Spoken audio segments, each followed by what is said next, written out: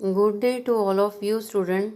Today I shall teach you class 11th English Hornbill. Lesson 5. Name of the chapter is The Ailing Planet. The Green Moment's Role. Name of the writer is Nani Palkhiwala and it's a part 1 of this chapter. Lesson 5. Name of chapter The Ailing Planet. The Green Moment's Role and writer name Nani Palkhiwala. The following article was written by Nani Palkhiwala and published in the Indian Express on 24 नवंबर 1994। कहते हैं ये जो following हम student पढ़ने जा रहे हैं article को, ये लिखा था नानी पालकीवाला ने और पब्लिश कराया था द इंडियन एक्सप्रेस में। 24 नवंबर 1994 को ये पब्लिश हुआ था द इंडियन एक्सप्रेस में। The issues that he raised regarding the declining health of the earth continue to have relevance। और इसमें जो इशू ये लिखा था, इसमें द इंडियन एक्सप्रेस में जो है ये लिखा था कि इस क्या प्रॉब्लम है, ये इश्यूज उठाए थे। That he raise regarding the declining health of the earth continue to have relevance, कि जो हमारी अर्थ है इसकी हेल्थ जो है लगातार जो है वो डिक्लाइन हो रही है। हमारी जो अर्थ है ये लगातार जो है डिक्लाइन हो रही है, इसका पतन हो रहा है।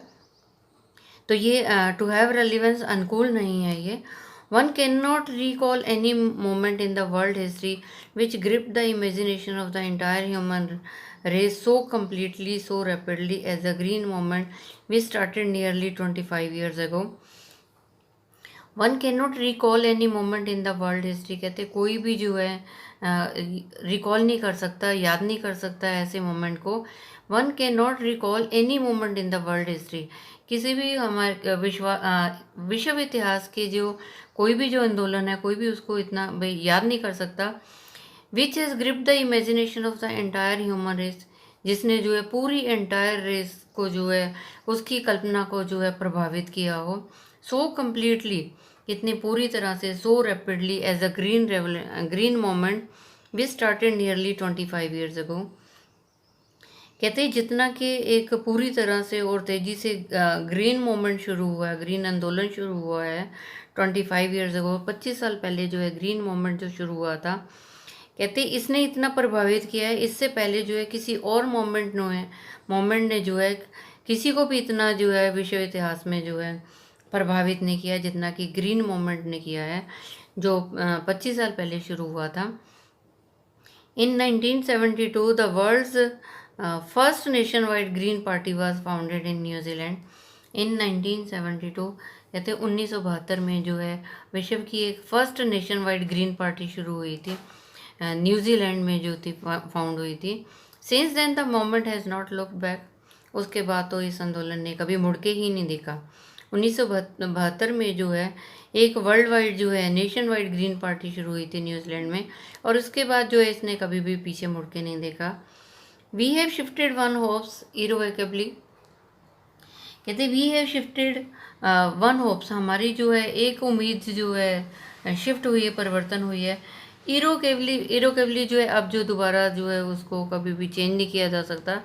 फ्रॉम द वो होप क्या है, from the mechanics view to a holistic and ecological view of the world.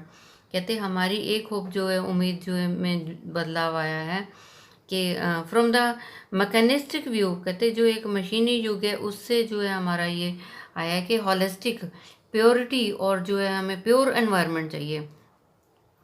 Holistic होता है प्योर इनकम्प्लीट, शुद्ध जो है, और इकोलॉजिकल व्यू होता है एनवायरनमेंट ऑफ द वर्ल्ड, कि हमें विश्व का जो है एक प्योर एनवायरनमेंट चाहिए।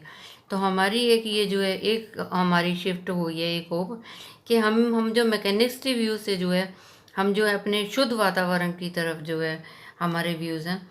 It is a shift in humans perception as a revolutionary, कहते ये शिफ्ट क्या है, एक ह्यूमन परसेप्शन है कि आदमी के जो इंसान के ये व्यूज़ जो हैं ये एक एज ए क्रांतिकारी हैं, कि उसके व्यूज़ क्या हैं कि हमें एक शुद्ध और जो है पर्यावरण चाहिए, शुद्ध हमारा जो है एनवायरनमेंट चाहिए।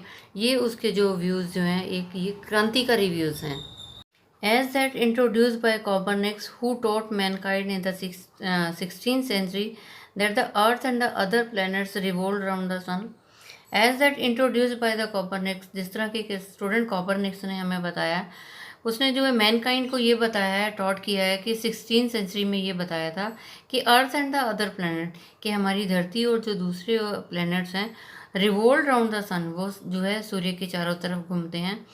For the first time in human history, कहते पहली बार मानव इतिहास में जो ऐसा हुआ है, there is a growing world wide consciousness that earth itself is a living organism.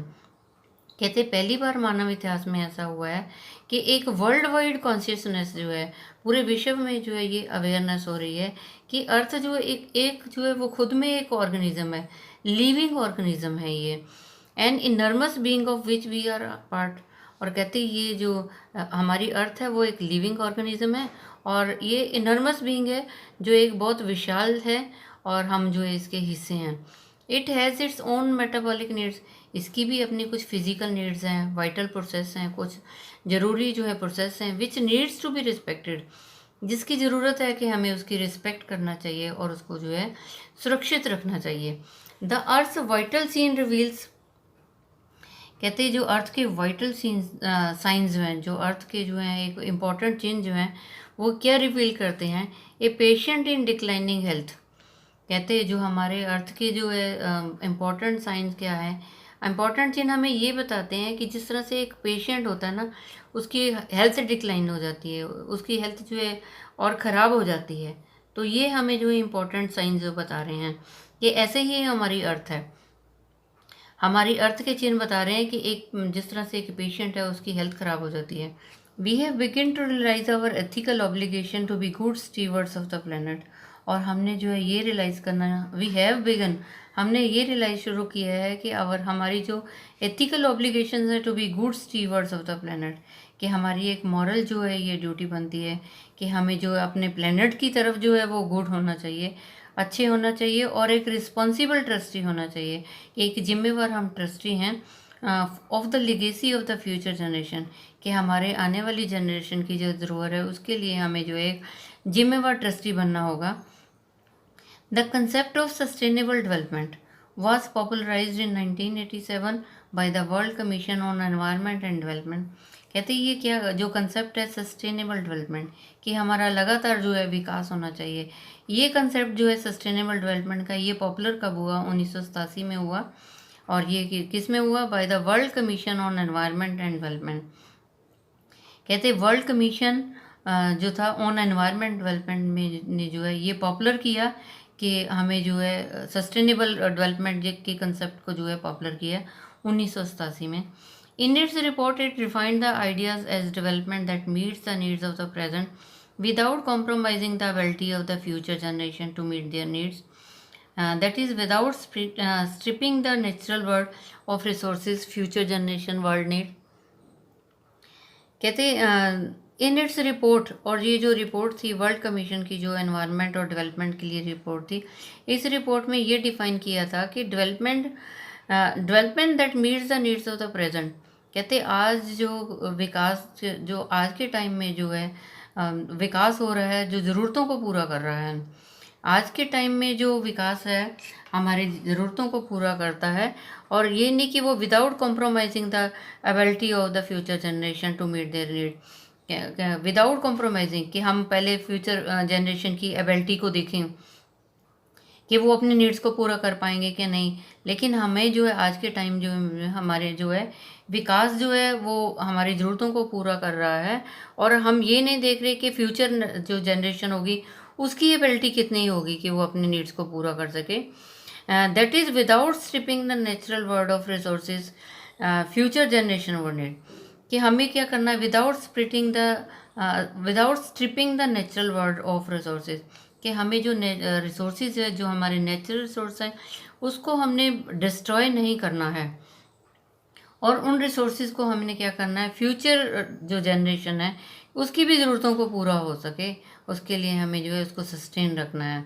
Without striping होता है डिस्ट्रॉय करना, कि हमें अपने विषय के जो रिसोर्सेज हैं नेचुरल रिसोर्सेज का उनको बिना डिस्ट्रॉय किए जो इसको उनको प्रिजर्व करना है आने वाली जनरेशन की ज़रूरतों को पूरा करने के लिए। In the zoo at Lusaka, Zambia, there is a case where the notice read. कहते हैं in the zoo at Lusaka, Lusaka में जो है, लुसाका जाम्बिया में जो है एक जू है, चिड़ियाघर है। There is a cage where the notice read, और वहाँ पे एक पिंजरा लगा हुआ है, वहाँ पे एक नोटिस लिखा हुआ है, और उस नोटिस में क्या लिखा है, the world's most dangerous animal. और जब जो हम जाम्बिया लुसाका में जाते हैं, चिड़ियाघर देखते हैं, वहाँ पे एक पिंजरा है, और पिंजरे के ऊपर एक नोटिस लिखा है, और उसमें नोटिस के ऊपर लिखा है the world's most dangerous animal, और उसके ऊपर लिखा है कि विश्व का सबसे खतरनाक जानवर। Inside the cage there is no animal, और केज के अंदर क्या है, कोई जानवर ही नहीं है, बट ए मिरर है वहाँ पे, where you see yourself, और एक मिरर है, एक शीशा लगा हुआ है जिसमें आप जो है अपने आप को खुद देखते हैं। Thanks to the efforts of a number of agencies in different countries. कहते थैंक्स टू द, धन्यवाद है बहुत सारी डिफरेंट एजेंसीज का डिफरेंट कंट्रीज़ में। कहते बहुत से अलग अलग देश हैं और में डिफरेंट नंबर ऑफ एजेंसीज हैं, बहुत सारी एजेंसी हैं, उनका जो है शुक्रिया अदा है एफर्ट्स के लिए। A new awareness has now downed upon the most dangerous animal in the world. कहते ए न्यू अवेयरनेस, अब जो है एक नई जो है जागरूकता शुरू हुई है most dangerous animal in the world. कहते विश्व में जो बहुत खतरनाक जानवर हैं उनके लिए एक नया जो है एक अवेयरनेस जो शुरू हुई है। मोस्ट डेंजरस एनिमल कौन है, ह्यूमन बीइंग। तो क्या बताया स्टूडेंट कि जाम्बिया में जो है लुसाका में एक जू है और उसमें एक पिंजरा है, पिंजरे के ऊपर नोटिस लिखा हुआ है, नोटिस पे लिखा है the world's most dangerous animal, के विश्व का जो है बहुत खतरनाक जो जानवर है। और केज में क्या है, कुछ कोई भी जानवर नहीं, वहाँ तो एक शीशा लगा है जिसमें आप खुद को दे सकते हैं। और ये अवेयरनेस किया हुआ है कि डेंजरस एनिमल कौन है, ह्यूमन बीइंग है, मानव है। तो क्या है, a new awareness has now downed upon the most dangerous animal in the world. अब विश्व में जो जो सबसे ज़्यादा खतरनाक जानवर है, जो इंसान है, जो सबसे खतरनाक जो है जानवर है, उसको बोला गया है। और उसके लिए ये एक अवेयरनेस है। He has realise the wisdom of shifting from a system based on domination to one based on the partnership. और इंसान ने क्या रियलाइज़ करना शुरू कर दिया है, उसको ये ज्ञान आ गया है, विजडम आ गई है। He has realise the wisdom of shifting, उसने ये रियलाइज़ किया है, उसके अंदर जो ये बुद्धि आ गई है महसूस करने के लिए कि उसने क्या शिफ्ट किया है from a system based on domination to one based on partnership, कि किसी पे डोमिनेशन करना, किसी को कंट्रोल करना, किसी पे हक जमाना, अधिकार करना, इसकी बजाय जो है उसमें ये जागरूकता आई है कि पार्टनरशिप बेस होना चाहिए, किसी को डोमिनेट नहीं करना, पार्टनरशिप बेस पे जो है उसने जो है इंसान ने रियलाइज़ किया है अपने आप को। Scientist have catalogue about 1.4 million living species with which Mankind shares the earth. और जो हमारे वैज्ञानिक हैं उन्होंने तो लिस्ट बनाई है, साइंटिस्ट हैव कैटलॉग, साइंटिस्ट ने एक लिस्ट बनाई है जिसमें 1.4 मिलियन लिविंग स्पीसीज हैं, और with which Mankind shares the earth. कहते 1.4 मिलियन जो है लिविंग स्पीसीज है, और उनके साथ जो है इंसान भी जो है इस अर्थ को शेयर करता है।